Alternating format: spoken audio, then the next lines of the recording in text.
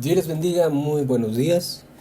El día de hoy, 10 de febrero, tenemos la lectura en Éxodo, capítulos 27 y 28, en Salmos, capítulo 41, en Marcos, capítulo 13, y Romanos, también capítulo 13.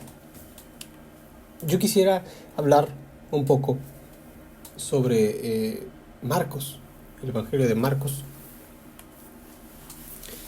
En el capítulo 13, en el versículo 11, dice de la siguiente manera: Pero cuando os trajeren para entregaros, no os preocupéis por lo que habéis de decir, ni lo que penséis, sino lo que os fuere dado en aquella hora. Eso hablad, porque no sois vosotros los que habléis, sino el Espíritu Santo. Jesús les hablaba acerca de las señales antes del fin, así se subtitula esa sección de la lectura. A partir del versículo 3 empieza a hablar acerca de eso, del Señor Jesucristo.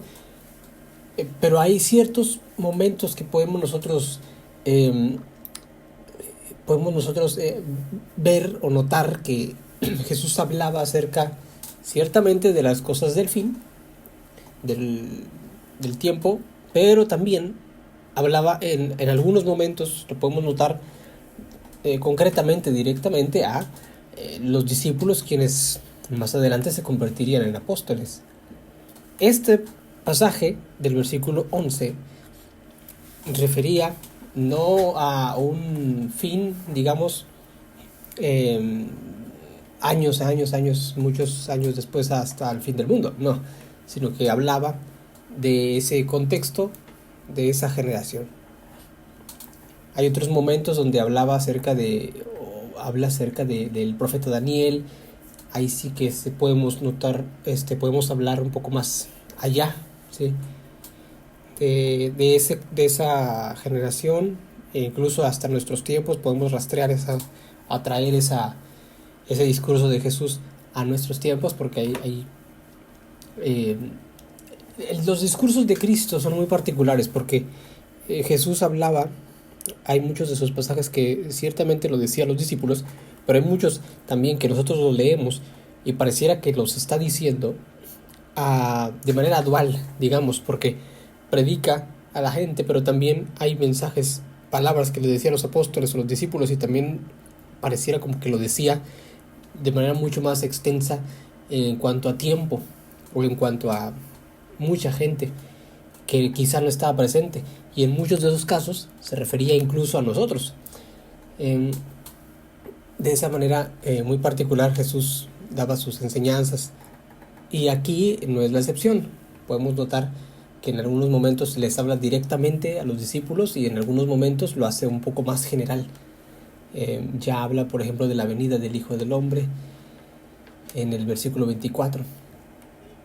Y también en el versículo 14 habla citando a Daniel, que en ese momento, recordemos que en esos tiempos no existía el libro de Apocalipsis, sin embargo sí tenían las profecías de Daniel. Entonces las profecías de Daniel eran el Apocalipsis, digamos, o las profecías del fin del tiempo, era el Apocalipsis para ellos, ¿no? Y Jesucristo citaba o hablaba acerca de eso, de la abominación desoladora. En el versículo 14 lo menciona, que eso citó el profeta Daniel. Y en concreto en el versículo 11 del cual estaba hablando, Jesús le hablaba a los discípulos, porque desde el versículo 9 notamos que ya estas palabras son un poco más personales. Dice: pero mirad por vosotros mismos, en el versículo 9, porque os entregarán a los concilios, a las sinagogas, os azotarán, y delante de los gobernadores y de los reyes os llevarán por causa de mí, para testimonio de ellos, y es necesario que el evangelio sea predicado por todas las naciones. Entonces aquí en el versículo 11 es cuando menciona esto: pero cuando os trajeren para entregarlos, no os preocupéis de lo que habéis de decir, ni lo penséis, sino lo que os fuere dado en aquella hora, eso hablad. porque no sois vosotros los que habléis, sino el Espíritu Santo. Vemos en la historia de los hechos de los apóstoles cómo los discípulos, en este caso los apóstoles, Pedro, Pablo, estuvieron compareciendo ante concilios, ante tribunales, y en muchos casos defendiéndose.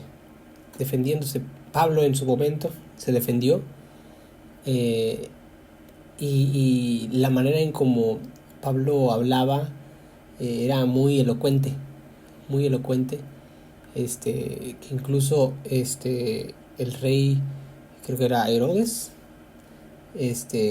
quien decía que por poco me persuades. Y está el pasaje, si me permiten aquí, en Hechos 26,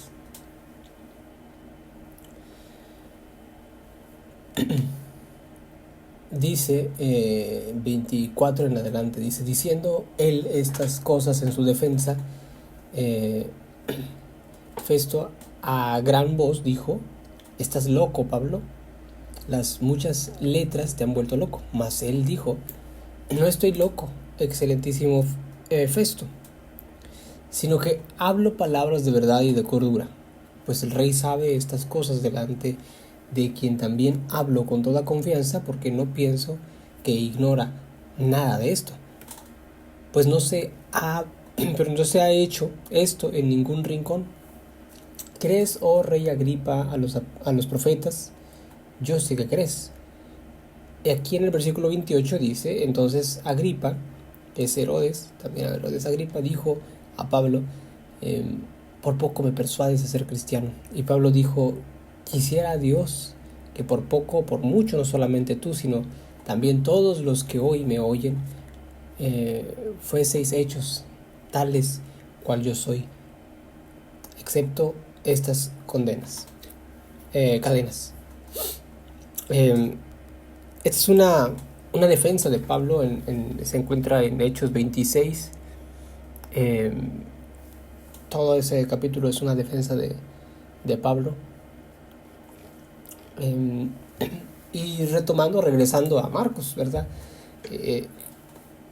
Mucho tiempo antes Jesús les había dicho: van a comparecer, van a estar ante concilios, van a estar ante muchas personas, y los van a azotar, los van a enjuiciar, etcétera, muchas cosas van a sufrir por causa mía.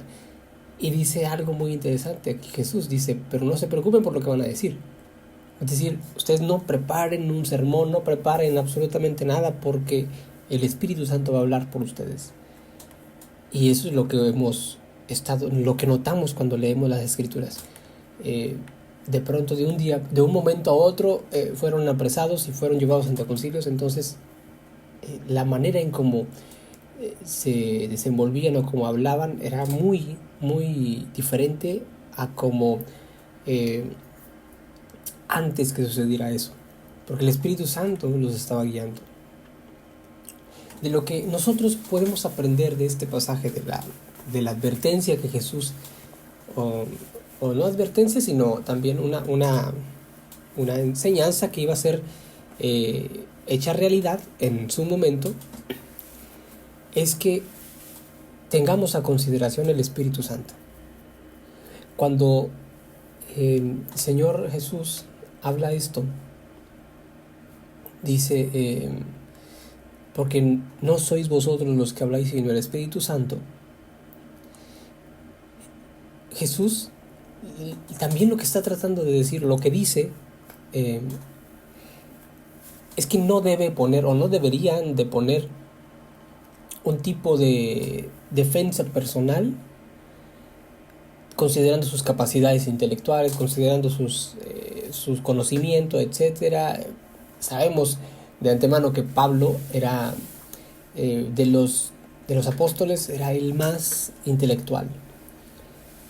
Hace algún tiempo yo estuve leyendo un poco acerca de él y adentrándome a su historia, adentrándome a quién era Pablo. Y fácilmente él, si Jesús no se hubiera aparecido en su camino, Pablo pudiese haber sido uno de los grandes filósofos de la antigüedad, porque tenía un gran intelecto. Incluso en un pequeño librito que escribí mencioné que encontré unas aparentes cartas entre Pablo y Séneca. Séneca fue un hombre, uno de los grandes filósofos de la antigüedad y contemporáneo de Pablo. De hecho, Pablo conoció al hermano de Séneca. Séneca es uno de los grandes filósofos del estoicismo. El estoicismo en esa región donde se encontraba Pablo, pues era de mucha relevancia, y Séneca pues era contemporáneo. Pablo conoció al hermano de Séneca, el procónsul de Acaya, quien, por cierto, el procónsul de Acaya lo digamos, podría decirse que lo defendió, porque lo iban a enjuiciar a Pablo. Entonces el procónsul de Acaya simplemente no hizo caso omiso a lo que les estaban enjuiciando y lo dejó ir. Y hay unos documentos muy, muy antiguos donde Séneca le escribía a Pablo diciéndole, elogiándolo por las cartas, porque nosotros vemos, por ejemplo, la carta a los romanos, la carta a los efesios, vemos primera y segunda de Corintios, y los vemos parte de un compendio de libros que se llama Biblia. Pero en aquel tiempo pues eran documentos, eran cartas. Entonces ellos llevaban una carta y se la llevaban a otra iglesia, y luego para otra, y así las llevaban como cartas que eran personales, algunas como la de Timoteo, pero algunas eran más generales, como las de Corintios, la de Efesios, Tesalonicenses, pero estaban siendo distribuidas por el gran valor que tenían. Entonces, en algún momento, una de estas cartas llegó a manos de ese filósofo, Séneca, y le escribió y le dijo, bueno, al menos es lo que leí, le dijo que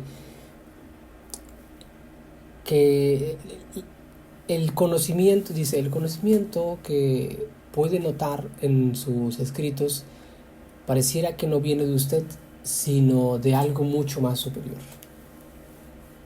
De alguna forma, claro que no solamente eso dijo, ¿verdad? Dijo mucho más, pero elogiaba la manera en cómo Pablo instruía a las iglesias. También algunos historiadores, que todavía no está 100% confirmado, pero algunos dicen que Séneca pudo haber aconsejado a Pablo en su momento de elementos, del uso de elementos retóricos, porque Séneca era un gran orador, un gran él exponía muchas cosas. Entonces estaba frente de un gobierno y no era un emperador, pero era parte de ese gobierno, y tenía mucha responsabilidad, y por supuesto, tenía que estar al frente de hablar, comparecer, etcétera. El punto de todo esto que les quiero decir es que Pablo era una persona muy intelectual y muy, muy capaz,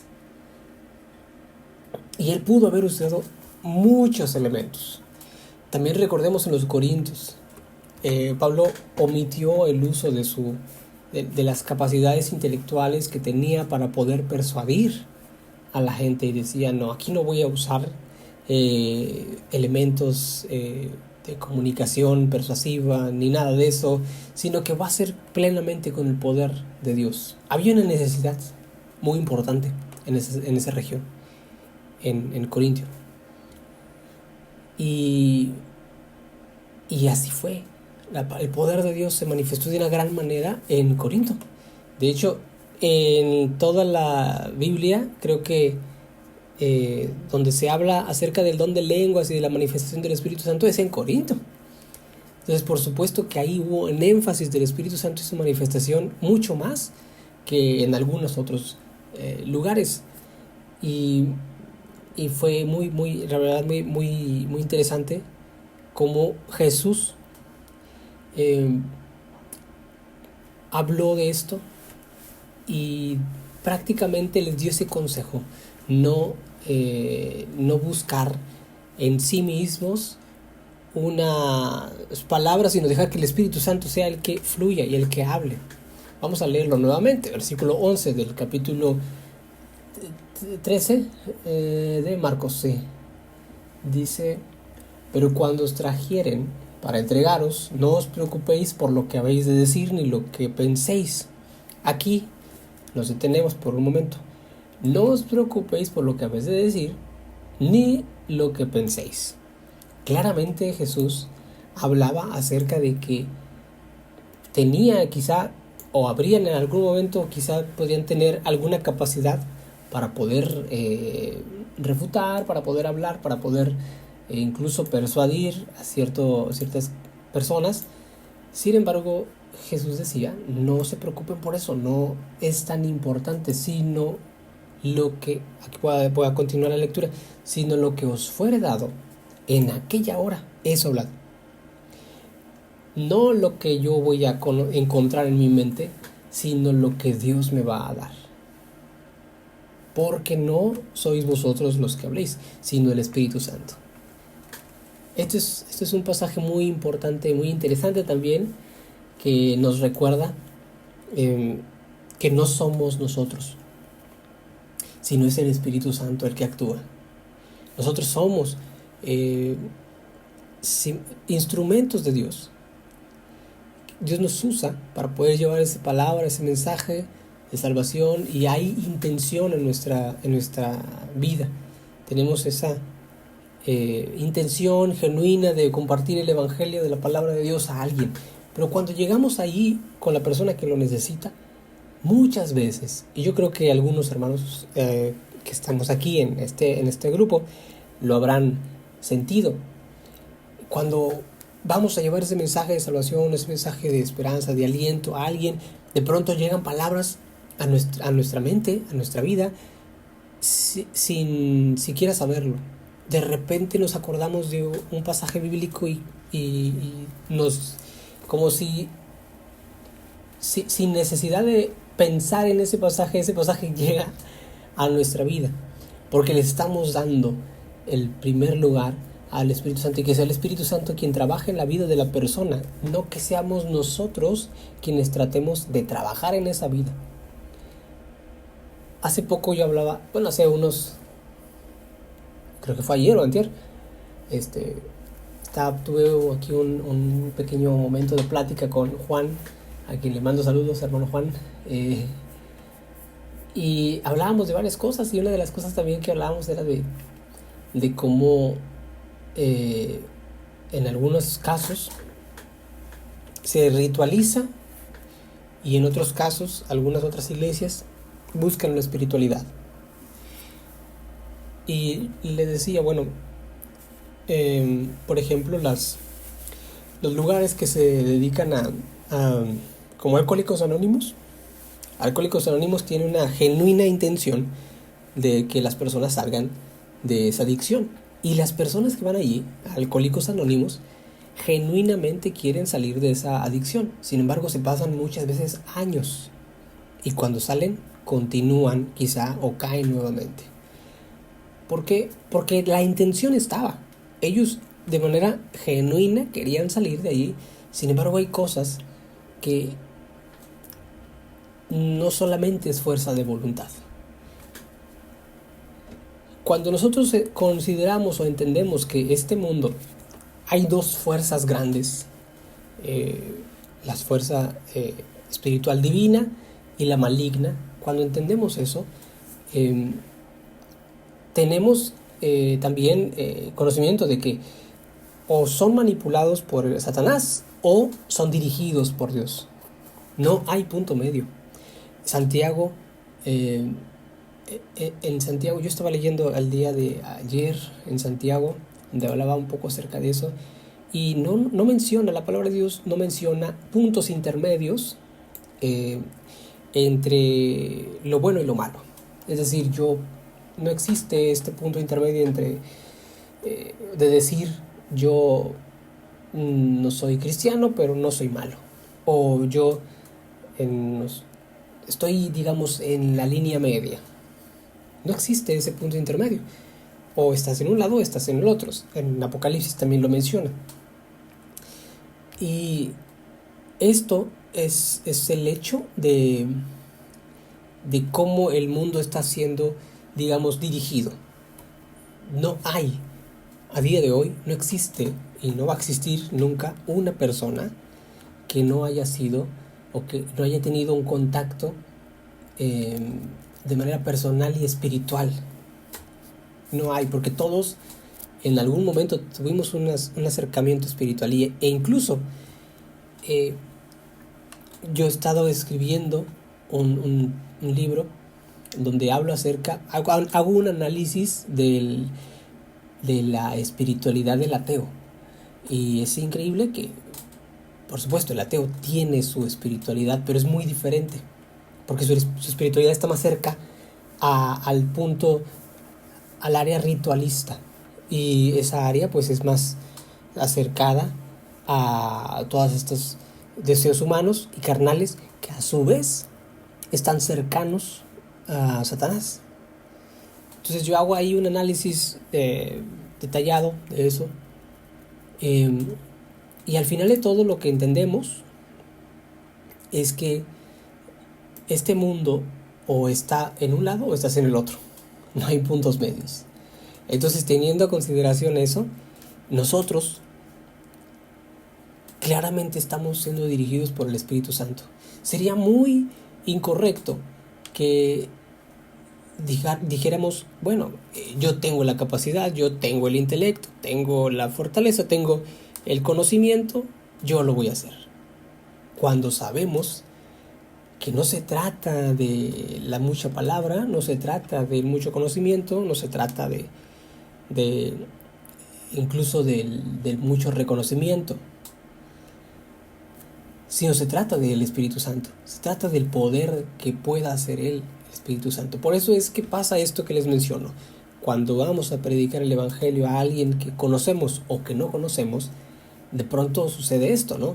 Que llegan palabras a nuestra mente, a nuestra vida, que no sabíamos, y cuando menos lo acordamos, la persona nos dice, ¿cómo sabías que yo estaba pasando por eso? Esa era la palabra que yo necesitaba, porque dimos lugar a que el Espíritu Santo se moviera. Este pequeño comentario, mi hermano, mi hermana, que disculpen que me haya pasado mucho tiempo, esto es un recordatorio muy, muy bueno y muy importante, que dejemos que el Espíritu Santo hable a nuestra vida y nos dirija, pero que también el Espíritu Santo hable a través de nuestra vida y que dirija a personas al camino del Señor. Dios les bendiga, y nuevamente una disculpa por este audio tan largo. Dios les bendiga.